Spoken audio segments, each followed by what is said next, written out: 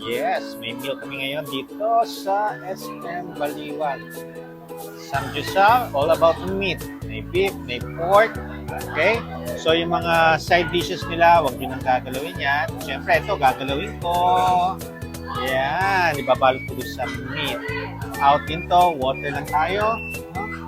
So, always remember na nutrition is 80% of your total health, 20% yung exercise. So, be conscious what you put in your mouth. No? Ayusin natin lang yan. No sugar food, mga process, tanggalin natin. And mag-a-adapt ang ating katawan. Be the best version of yourself. Mag-e-evolve. So, wag po kayo mainip. Marami dyan naiinip. Never. Wag. Be patient. In God's timing, magiging ayos ang health natin.